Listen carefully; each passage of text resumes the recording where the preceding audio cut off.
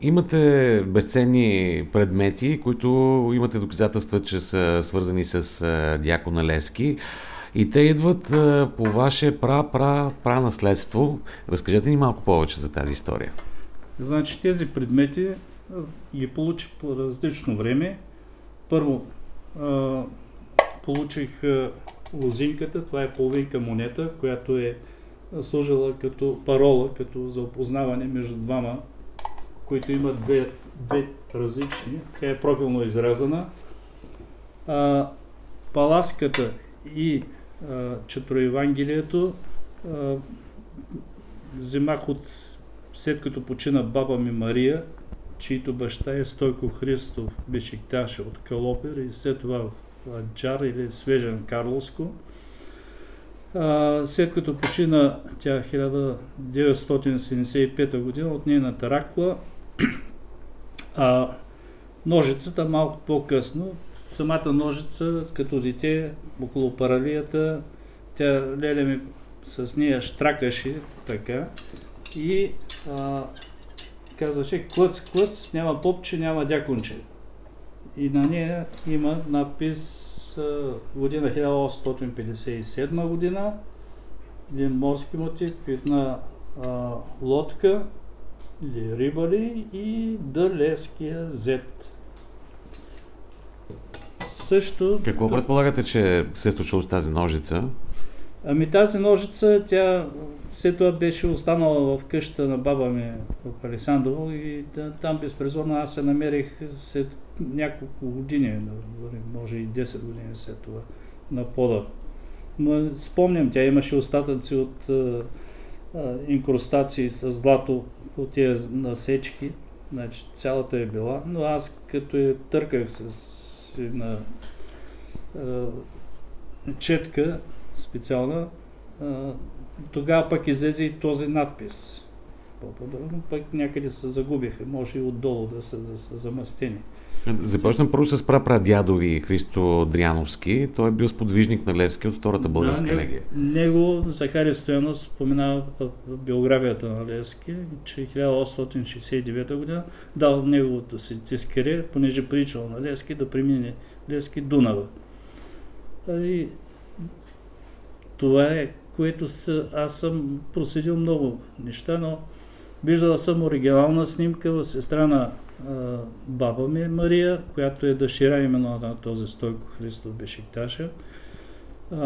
Оригинална снимка на 10 легисти от Втората българска легия и бащата на прадядо ми Христо Дряновски е точно седналия до Левски. Нека започнем с паласката. Разкажете ни за нея и защо смятате, че е безспорно доказателство, че е притежана от Левски. Тя има два характерни белега. Едното е една трета от езика липсва. Същия белег има и паласката от така наречената байрактарска или снимка като знаменосец, чета на Панайотохито, правена непосредствено след като са минали през Балкана в Белград. И там се вижда една трета липсва и тук е една трета липсва. Освен това, има и трит надпис, който е с някакво острие В. Кунчев. И професор Пламен Павлов от Великотърновския университет е 100% сигурен, защото той е виждал няколко пъти. И той твърди същото, което и аз. Значи аз почнах от 2000-та година някъде да се занимавам, след като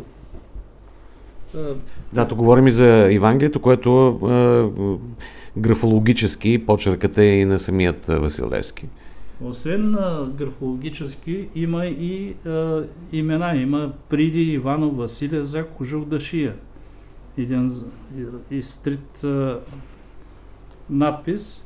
Има също така 100 ляв, 3 подписа 100 ляв, т.е. 100 пъти лъв, Христю П.В. или как е, но е зацапано и Стойко Христо, т.е. моя прадядо, и един като джоб и година 1867.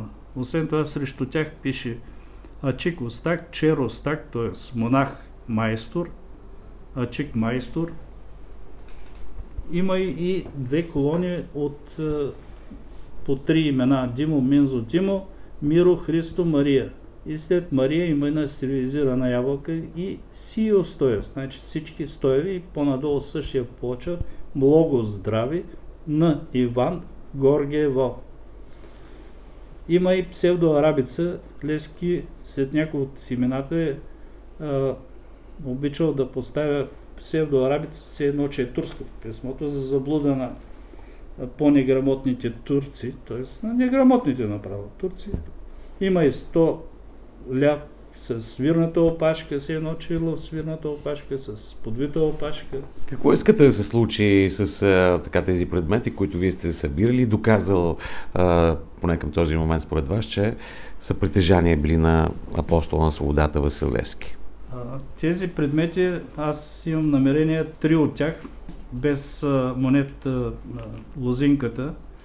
Имах намерение да подаря на Националния музей Васил Левски в Карлово, но там кмета с единственото условие да направи на пресконференция при предаването, което не се случи. Както и да е, ще търся някой друг музей за вероятно Националния исторически музей, да ги подаря безвъзмездно.